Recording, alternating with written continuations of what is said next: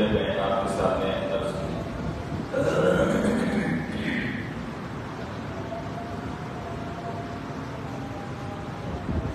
آیات کا حاصل تو یہ ہے،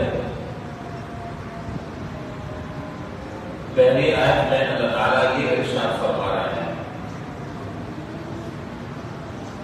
کہ اللہ تعالیٰ تمہارے ساتھ آسانی کا معاملہ فرمانا چاہتے ہیں، تمہیں کسی مشکل اور تنگی میں مبتلا ہوتا ہوا نہیں دیکھ سکتے، تمہارے لیے تنگی کو پسند نہیں کرتے، آسانی اور سہولت کو اللہ تعالیٰ تمہارے لیے پسند کرتے ہیں۔ اور دوسری آیت میں اللہ رب العالمین جناب نبی کریم صلی اللہ علیہ وسلم کو یہ فرما رہے ہیں کہ اللہ تعالیٰ کے رحمت سے آپ اپنے حضرات صحابہ کے لیے بہت نرم ہیں۔ وَلَوْ كُنْتَ فَظًّا غَلِيظَ الْقَلْبِ لَانفَضُّوا مِنْ حَوْلِكَ، اور اگر آپ ان کے لیے سب گیر ہو جاتے، سب مزاج ہو جاتے، لَانفَضُّوا مِنْ حَوْلِكَ، تو یہ آپ کے ارد گرد سے بھاگ جاتے ہیں، آپ کے قریب سے بھاگ جاتے ہیں، منتشر ہو جاتے ہیں، آپ کے قریب نہ آتے۔ تو اللہ تعالیٰ کی مہربانی سے آپ کے لیے بہت نرم دل ہیں، بہت شفیق ہیں، آپ کی شفقت اور محبت اور رأفت وہ ان کے لیے بہت۔ دیکھیے میں نے جو ابھی یہ دو آیتوں کا میں نے خلاصہ ذکر کیا، اور پہلی جو میں نے حدیث پڑھی اس حدیث میں جناب نبی کریم صلی اللہ علیہ وسلم نے یہ بات ارشاد فرمائی کہ ان اللہ رفیق یحب الرفق فی الامر کلہ، اللہ تبارک و تعالی اپنے بندوں کے لیے بہت زیادہ شفیق، مہربان، نرم ہے۔ اچھی طرح سمجھ لیں اس بات کو، اللہ تعالیٰ کی رفق اور نرمی اللہ تعالیٰ کی صفت ہے، اور اللہ تعالیٰ اپنے بندوں کے لیے بہت نرم ہے، بہت شفیق ہے، بہت مہربان ہے۔ وَيُحِبُّ الرِّفْقَ فِي الْأَمْرِ كُلِّهِ، اور اللہ تعالیٰ یہ چاہتے ہیں کہ بندے دوسرے بندوں کے ساتھ نرمی کا معاملہ کریں۔ جب اللہ تعالیٰ خود نرم ہے تو اللہ تعالیٰ یہ چاہتے ہیں کہ ایک بندہ جب دوسرے بندے کے ساتھ معاملات کرے، زندگی گزارے، اس کا اٹھنا بیٹھنا ہو، اس کا لینا دینا ہو، اس کے معاملات دوسرے سے وابستہ ہو، تو بھی وہ اللہ تعالیٰ کی اس صفت رفق کا مظاہرہ کرے۔ اور اللہ رب العالمین نے اپنی رحمت سے تمام کے تمام انبیاء علیہ السلام کو اس صفت خاصہ سے مختص کیا ہے۔ جتنے انبیاء علیہ السلام دنیا میں تشریف لائے، ان سب کے اندر مجموعی طور پر یہ صفت رفق، یہ نرمی کی صفت، مخلوق خدا پر شفقت کی صفت، اور اللہ کی مخلوق پر مہربانی کی صفت، انہیں معاف کرنے کی صفت، چشم پوشی کی صفت، تسامح کی صفت، وہ بہت زیادہ غالب تھی۔ اور اگر وہ غالب نہ ہوتی یا حضرات انبیاء علیہ السلام میں وہ صفت نہ ہوتی تو پھر کیا ہوتا؟ کیا ہوتا؟ اگر وہ صفت نہ ہوتی تو بھائی نہ میں آج کلمہ پڑھا ہوتا، نہ یہ کلمہ آپ کے گھر تک پہنچتا۔ یہ جو چار تھا کہ عالم میں مختصر سے میں اللہ تعالیٰ نے اس اسلام کا جھنڈا بلند کیا، اور لوگ جو ہے وہ اسلام کے حلقے میں جو داخل ہوئے، یہ حضرات انبیاء علیہ السلام کی اس صفت رفق کا ایک اعلیٰ مظاہرہ ہے اور اس کا ایک اعلیٰ مشاہدہ ہے. اور پھر خاص طور پر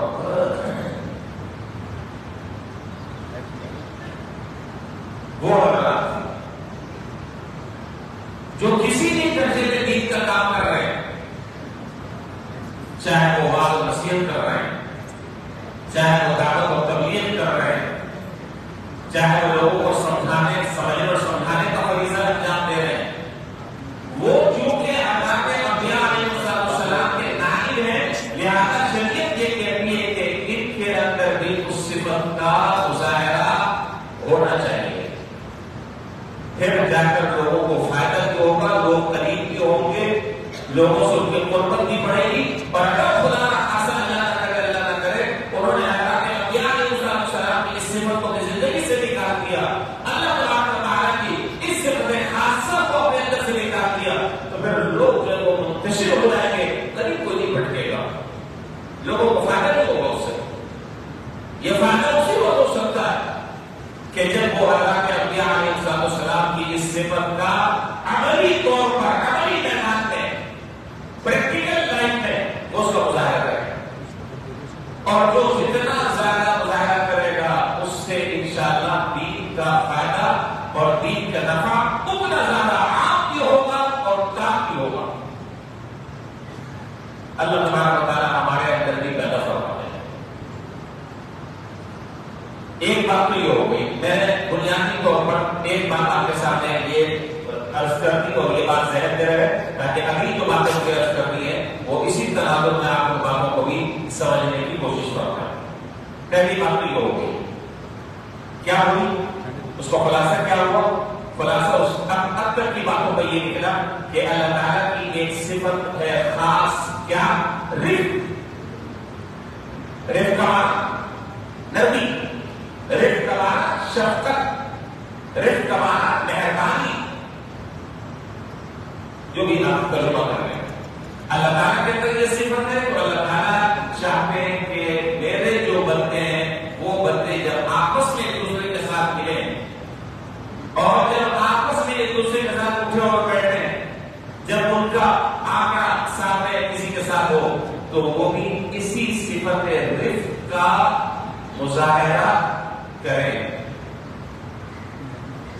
اسی ذہن میں میں نے یہ بات کی عرض کی کہ تمام خدا کے انبیاء علیہ السلام جن کو اللہ تعالیٰ نے دین کی دعوت کے لیے اور تبلیغ کے لیے اللہ تعالیٰ نے مبعوث فرمایا، ان سب کا جو خاص درہ امتیاز تھا اور ان کی خاص جو پہچان اور شناخت تھی وہ یہ تھی کہ وہ مخلوق پر بہت زیادہ شفقت فرماتے، نرمی کا مظاہرہ فرماتے، تصادق کا مظاہرہ فرماتے، چشم پوشی کا انداز اختیار کرتے.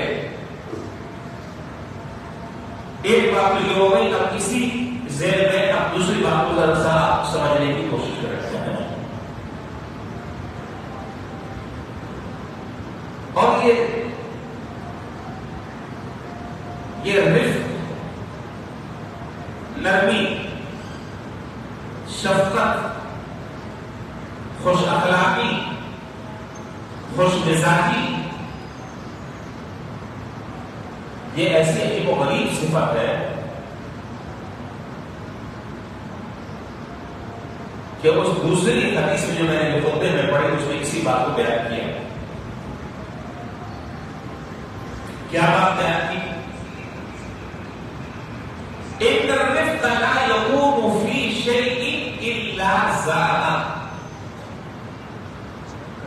وينزع من شيء الا شانه. جناب نبی کریم صلی اللہ علیہ وسلم نے ارشاد فرمایا کہ یہ رفق، نرمی، شفقت، مہربانی، خوش اخلاقی، یہ ایک ایسی صفت ہے، یہ ایک ایسا ہنر ہے کہ جس چیز میں یہ داخل ہوگی یہ چیز اس کو حسین اور خوبصورت بنا دیتی ہے، اور جس چیز سے یہ نکال دی جاتی ہے اس کو بدنما اور بدصورت اور اس کے اندر بھٹا پیدا ہو جاتا ہے. جس چیز کے اندر یہ داخل ہوگی اس کو خوبصورت کر دیتی ہے.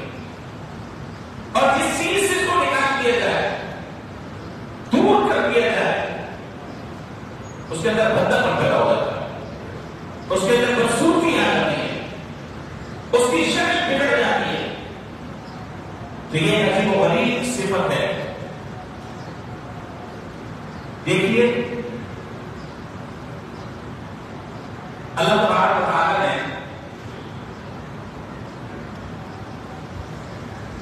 اہل ایمان کی جو پہچان بیان فرمائی قرآن کریم میں، میں صرف مختصر سی یہاں پر بات کر کر اپنی بات آگے بڑھاتا ہوں. قرآن کریم میں اللہ تعالیٰ نے جہاں مومنین کی صفت بیان فرمائی، مومنین کی جو پہچان بیان فرمائی، وہ فرمایا کہ یہ جو اہل ایمان ہوتے ہیں یہ بڑے نرم دل ہوتے ہیں، ان کے اندر بڑی نرمی ہوتی ہے.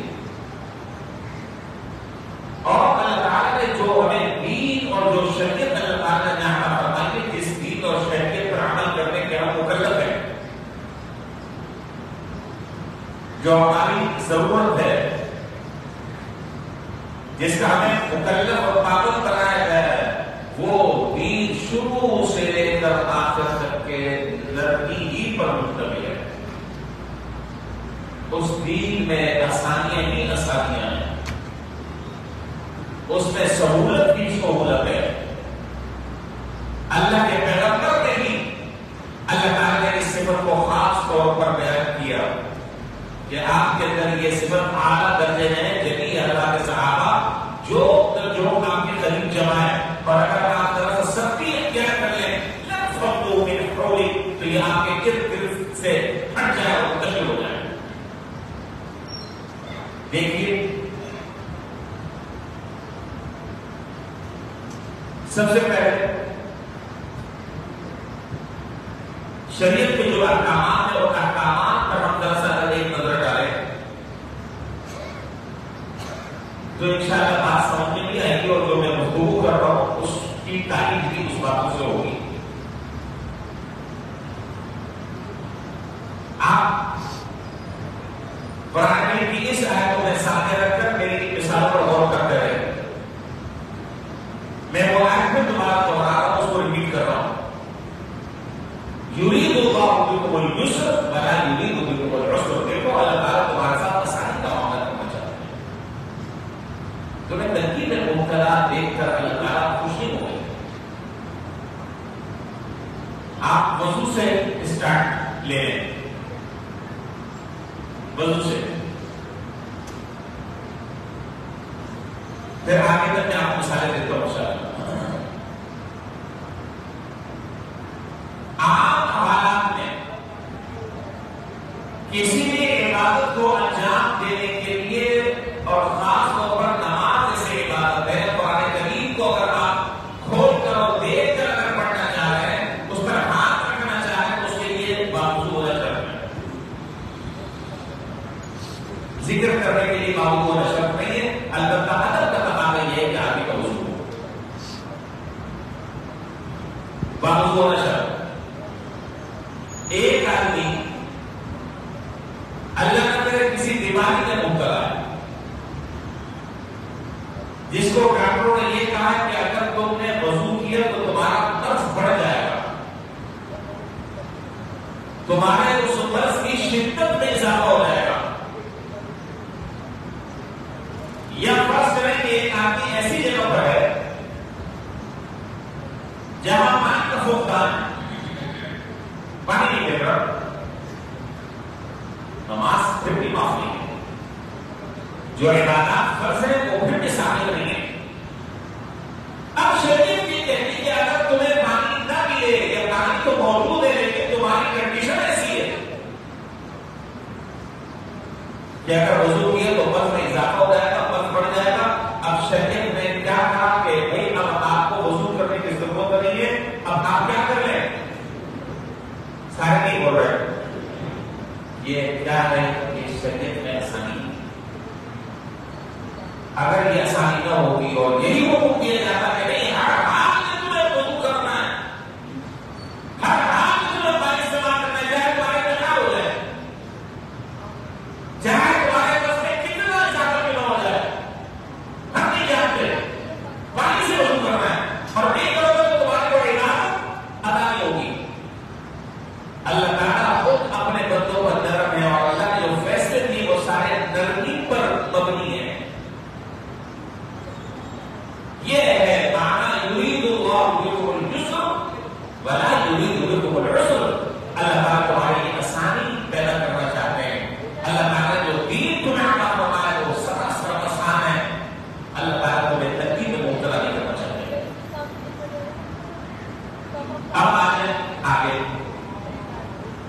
وضو کے بعد کیا ہے؟ وضو کے بعد ہم کیا پڑھتے ہیں؟ نماز پڑھتے ہیں. اب آ جائیں نماز پڑھتے. نماز کتنی فرض ہوئی تھی شروع میں؟ جی 50. پھر وہ کرتے کرتے کرتے کرتے تخفیف ہوتے ہوتے ہوتے ہوتے ہوتے ہوتے کہاں تک آ گئی؟ کہاں تک آ گئی؟ 5. یہ اللہ تعالیٰ نے ہمارے لیے آسانی فرمائی تو مشقت میں ڈال دیا. آسانی فرمائی اور آسانی بھی کیسی؟ قربان جایا قربان جایا. آسانی بھی ایسی پیدا فرمائی ایسی پیدا فرمائی ایسی پیدا فرمائی کہ اس کی کوئی نظیر نہیں دکھا سکتا, کوئی مثال نہیں دکھا سکتا. فرمایا کہ تعداد کے اعتبار سے گنتی کے اعتبار سے تو 5 ہیں, لیکن اگر تم ان 5 کو پڑھ لو گے تو ثواب 50 سے تمہیں عطا کرے گا. پڑھنی 5 ہے لیکن ثواب جو 50 نمازوں میں پڑھنا تھا, 50 فرض جو مقرر ہوئے تھے, کہاں تک تم پڑھ سکتے تھے؟ تم سے تو ابھی 5 ہی نہیں پڑھی جا رہی, تم سے تو ابھی یہی نہیں ہو رہا, تو ابھی تک نماز تک نہیں آئے. لیکن اگر ہمت کر کر 5 نمازوں کو پڑھ لو تو اجر اور ثواب میں 5 نمازوں کا نہیں ملے گا. کتنا ملے گا؟ اللہ اکبر. یہ ہے دین میں آسانی, یہ ہے معنی یرید اللہ بکم اليسر ولا یرید بکم العسر. اللہ تعالیٰ تمہارے ساتھ تو آسانی کا معاملہ کرنا چاہتے ہیں, اللہ تعالیٰ کا تمہیں کبھی میں مبتلا کرنا چاہتے ہیں. چلے جی نماز 5 ہو گئی, اب آگے چلے. اگر ایک آدمی فرض کرے ایک عرصے تک کے نماز پڑھتا رہا کھڑے ہو کر, اب بیچارے کو کوئی ایسی بیماری لاحق ہو گئی ہے, کوئی ایسی اس کو تکلیف لاحق ہو گئی ہے, کوئی ایسا اس کے ساتھ مسئلہ پیش آ گیا ہے کہ اب وہ بیچارہ کھڑے ہو کے نماز نہیں پڑھ سکتا. تو شریعت میں آسانی پیدا کی کہ نہیں کی؟ میرا خیال باقی لوگوں کو نہیں پتا چل رہا. بھائی کی ہے آسانی نہیں پیدا کی ہے. کیا کی؟ بیٹھ کر پڑھو. اور عجیب بات یہ ہے, عجیب بات ہے, بیٹھ کر پڑھ رہا ہے اپنے جسم کی راحت کے لیے, جی مشقت اور تکلیف سے سہولت پیدا کرنے کے لیے, اور ثواب مل رہا ہے کھڑے ہو کر نماز پڑھنے کا. ثواب مل رہا ہے کھڑے ہو کر نماز پڑھنے کا, اور آرام سے بیٹھ کر نماز پڑھ رہا ہے. اجر جو ہے وہ کھڑے ہو کر نماز پڑھنے کا اللہ تعالیٰ. یہ کیوں؟ اس لیے کہ اللہ تعالیٰ کی نرمی اور رفق یہ اللہ تعالیٰ کی ایک اعلیٰ صفت ہے, اور اس صفت کا اللہ تعالیٰ اپنے بندوں میں مظاہرہ فرما ہے. چلے جی یہ بھی ہو گیا. اور مثال آپ کو, آپ سفر میں 48 میل سفر کی مسافت آپ نے طے کر لی ہے, اور اس کے بعد اب آپ شرعی مسافر کہلا رہے ہیں. شرعی مسافر اب آپ کہلا رہے ہیں. اب شریعت یہ کہتی ہے کہ بھائی تم جہاز کا سفر کر رہے ہو, یا تم ٹرین کا سفر کر رہے ہو, یا تم بس کا سفر کر رہے ہو, یا گاڑی کا, XYZ, تم جو بھی سفر کر رہے ہو, دیکھو نماز معاف نہیں, نماز معاف نہیں, تم کسی بھی پوزیشن میں ہو. ہاں البتہ اب ہمارے لیے, ہماری طرف سے تمہارے لیے ایک سہولت ہے. وہ سہولت کیا ہے کہ اب جب تم شرعی مسافر ہو گئے ہو تو اب تمہارے لیے 4 رکعت والی نماز میں تخفیف ہو گئی, آسانی ہو گئی. اب ایسا کرو کہ کتنی پڑھ لو 4 رکعت والی نماز, تو پڑھ لو. اب آپ کوئی عقل کا دشمن اگر ان چیزوں کو بھی اگر نہ سمجھے, ان چیزوں کو بھی اگر نہ سمجھے, تو کس طرح سمجھائیں گے اس کو؟ آپ 4 رکعت والی نماز میں 2 رکعت پڑھنا, انشاءاللہ ثواب 4 رکعت میں ملے گی. ہاں فجر کی جو سنت ہے سفر میں وہ بھی پڑھنی ہے, میں ساتھ ساتھ تسلیم بتا دوں تاکہ آپ کو بھی الجھن نہ ہو جائے. اور سفر کو نہ 4 رکعت پہلے نماز 2 رکعت پڑھیں، یہ فطر کی کرنا پڑتی ہے. ٹھیک. اللہ اکبر. اب آگے کی نماز کے بعد کیا ہے؟ نماز کا دوسرا حکم کیا ہے جو کہ ہم کر کر فارغ ہوئے ہیں؟ روزہ. کتنے دن روزے رکھتے ہیں سال میں؟ جی 31 دن 30 دن 29 دن یا 30 دن جو بھی چاند کا حساب کتاب. آپ مجھے بتائیے کہ اگر اللہ تبارک و تعالیٰ کی طرف سے یہ حکم ہو جاتا کہ بھائی 6 مہینے روزے رکھنے ہیں اور 6 مہینے کھانا ہے، میرے پاس یا آپ کے پاس کوئی آپشن تھا، کوئی اختیار تھا؟ نہیں. رکھنے والے کو بھی نہیں رکھتے اور رکھنے والے اس کو بھی رکھتے.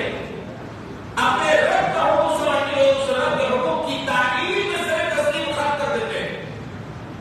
یہ میرے رب کا حکم ہے، وہ 6 مہینے کا 6 سال میں وہ کہتے ہیں نہیں کھاؤ، ہم نہیں کھائیں گے. یہ جذبہ ہوگا نہیں ہوگا؟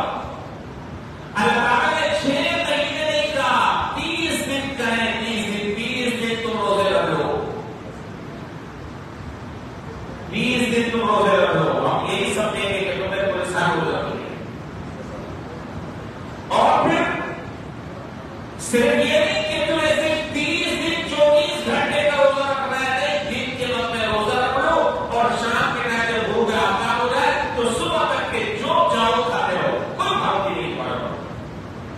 اگر پورے دن اور رات 24 گھنٹے کا روزہ ہوگا تو حضرت بتائیے چھکے چھوٹ جاتے نہیں چھوٹ جاتے؟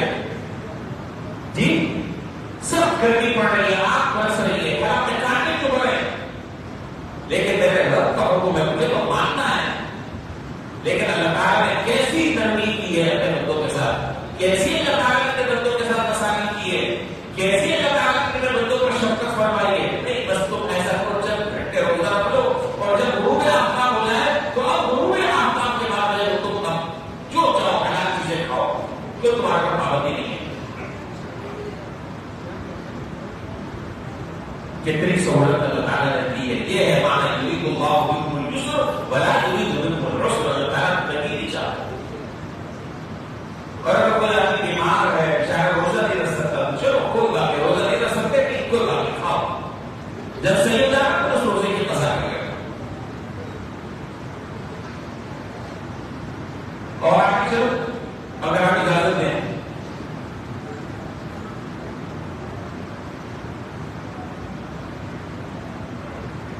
حدیث میں ایک روزہ ہے جس کو کہا جاتا ہے صوم وصال. صوم وصال. جناب نبی کریم صلی اللہ علیہ وسلم کو کے صحابہ نے دیکھا کہ حضرت لگاتار روزے رکھ رہے ہیں، افطار کر ہی نہیں رہے، کھانا پینا چھوڑا رہے، دن کو بھی روزے سے رات کو بھی روزے سے. نہیں رات کو ہی مسلسل روزے رکھ رہے ہیں، جو بھی روزے کا وقت ہے. بس دو ہفتہ کے بعد آپ سحری کر لیتے ہیں، اگلے دن پھر آپ روزہ، پھر افطار کر لیا، اگلے دن پھر روزہ. لگاتار آپ روزے رکھ رہے ہیں. حضرات صحابہ نے جناب نبی دیکھے میرے بات توجہ سے سنیں، اہم نکتہ. اب حضرات صحابہ نے جناب نبی کریم صلی اللہ علیہ وسلم کے سامنے یہ درخواست نہیں کی کہ اگر ہم بھی ایسا روزہ رکھنا چاہتے ہیں اور ہم بھی روزے میں آپ کی ایسے ہی ناکالی کرنا چاہتے ہیں. نہیں، کوئی بات نہیں پوچھی. جناب نبی کریم صلی اللہ علیہ وسلم کو دیکھا اور دیکھنے کے بعد خود سے روزے رکھنے شروع کر دیے. آپ نے دیکھا کہ بھائی یہ بھی انہوں نے بھی میری نقل اس معاملے میں کرنی شروع کر دی ہے. تو آپ نے کہا کہ بھائی یہ کام تم کیوں کر رہے ہو؟ کہنے لگے کہ آپ مسلسل روزے رکھ رہے ہیں. ہم نے کہا کہ ابھی مسلسل روزے رکھتے ہیں. تو آپ نے فرمایا کہ بھائی یوں کہ ربی ویسقینی، حدیث کے الفاظ ہے. آپ فرمایا کہ تم میں سے کون دیر طرح ہو سکتا ہے؟ مجھے تو میرا رب کھلاتا ہے، میرا رب پلاتا ہے. کیا معنی کہ اللہ تبارک و تعالیٰ جو روحانی غذا میں عطا فرما رہا ہے وہ تمہارے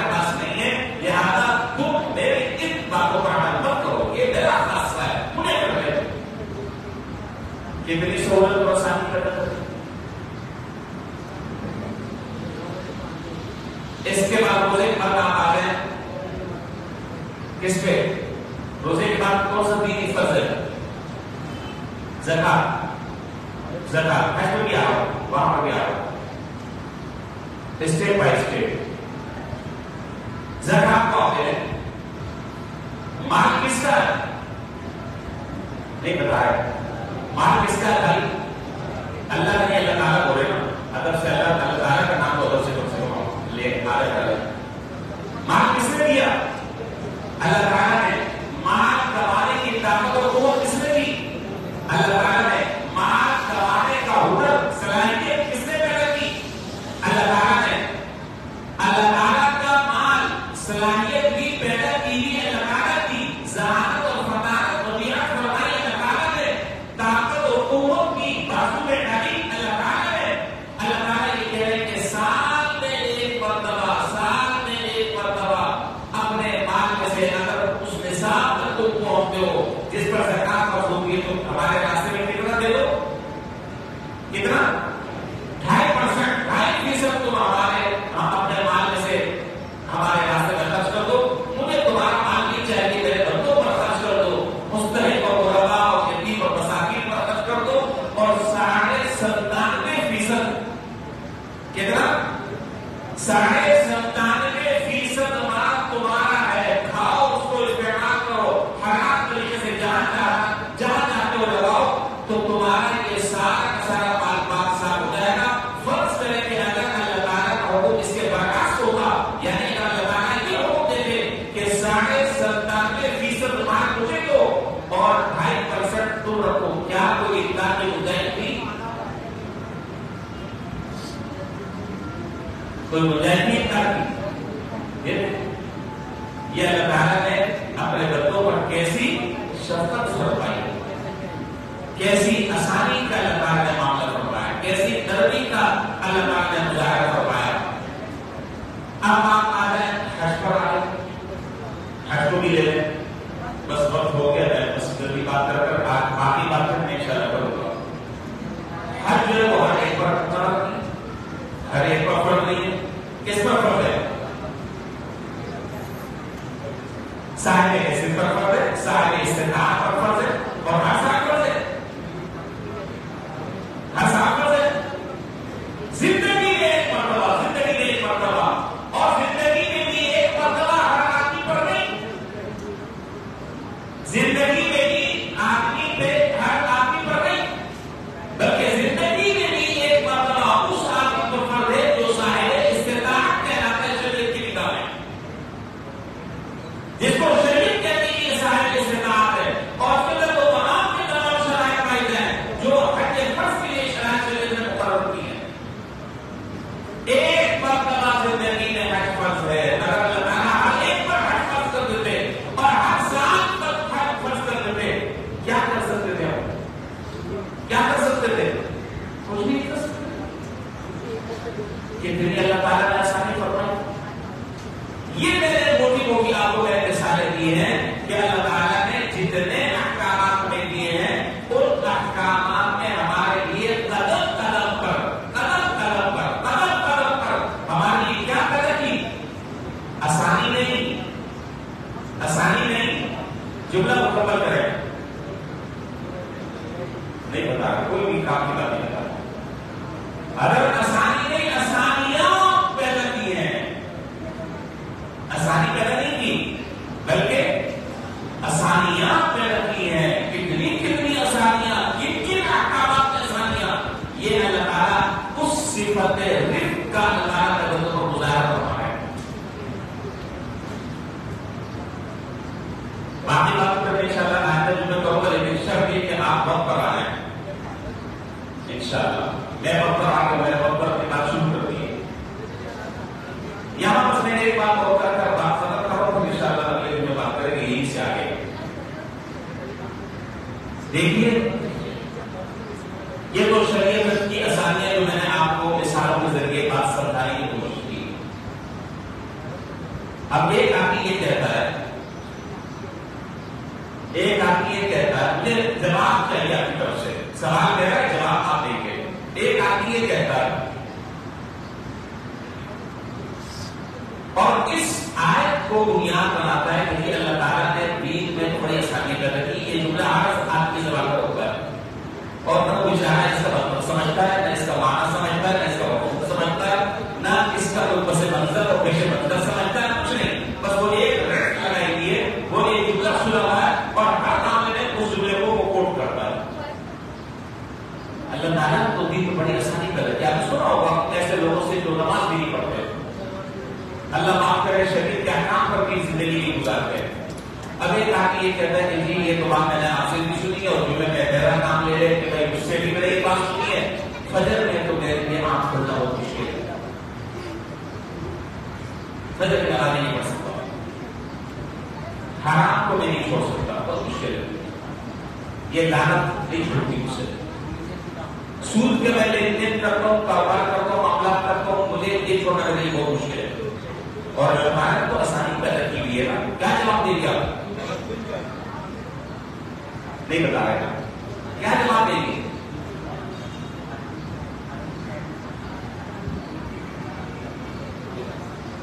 بات اصل میں یہ ہے کہ اگر دیکھیں، اگر اس سہولت اور آسانی کو لوگوں کے مزاج پر، ان کی مرضی پر اگر چھوڑ دیا جائے، ان کو یہ آپشن دے دیا جائے کہ میاں آج سے تم سب اللہ کو، جو تمہیں آسان لگے وہ کر لو، اور جو تمہیں مشکل لگے اس کو چھوڑ دو، پورے دین کا اور پورے شریعت اسلام کا حلیہ بگڑ جائے، اس کے حضور اور بنیادیں ہی مل جائے۔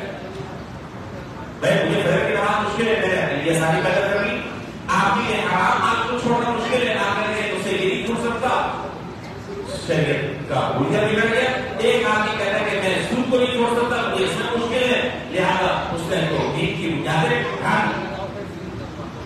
میری اور آپ کی سہولت کا اعتبار نہیں ہے، اعتبار کس کا ہے؟ کس نے یہ دین ہمیں عطا فرمایا ہے، اور دین کس نے دیا ہے؟ کس نے دیا دین؟ دین اللہ تعالیٰ کا ہے، احکام کس کے؟ اللہ تعالیٰ کے، شریعت کس کی ہے؟ اللہ تعالیٰ کی، میرے گھر کی شریعت نہیں ہے، آپ کے گھر کی شریعت نہیں ہے۔ تو اللہ تعالیٰ جن احکام میں ہمیں سہولت دے رہے ہیں، وہ سہولت تو مجھے حاصل کرنی چاہیے جہاں موقع آ جائے، لیکن اگر ہر اس نرمی کو اور سہولت کو اگر ہر آدمی پر چھوڑ دیا جائے اور اس کو یہ کہہ دیا جائے کہ جی تو جو تمہیں آسان لگے وہ کر لو اور جو مشکل لگے تو حضرت یہ اتنا بڑا مجمع بیٹھا ہوا ہے میرے سامنے، میں اللہ کی ذات پر امید کر کر کے دو آدمی نہیں بیٹھیں گے، دو آدمی سامنے نہیں ہوں گے، بھائی ہمیں مشکل ہوگی مسجد میں آنے میں، ہمارے کاروبار کا وقت ہوتا ہے، ہمارے بزنس کا وقت ہوتا ہے، ہم نہیں آ سکتے، یہ نماز پڑھنا ہی کاروبار کا وقت ہوتا ہے، اس میں کسٹمر آتے ہیں، میں کہتا چھوڑ کر آ لو دکان، تو دین کا حلیہ بگڑ جائے گا، دین کی شکل بگڑ جائے گی، دین کی اصل صورت مست ہو جائے گی۔ بہرحال یہ تو میں نے اپنی گفتگو کا ایک پہلو ابھی آپ کے سامنے میں نے ذکر کیا، ایک پہلو میری باتیں یاد رہے، اچھی طریقے سے اس کو ذہن نشین کر لیں۔ اسی گفتگو کا دوسرا پہلو انشاءاللہ زندگی رہی اور اللہ تعالیٰ نے توفیق دی تو میں اگلے جمعے کے سے اگلی بات شروع کروں انشاءاللہ۔ اللہ تبارک و تعالیٰ ہمیں دین پر اور شریعت کے احکام پر صحیح طریقے سے ہمیں عمل کرنا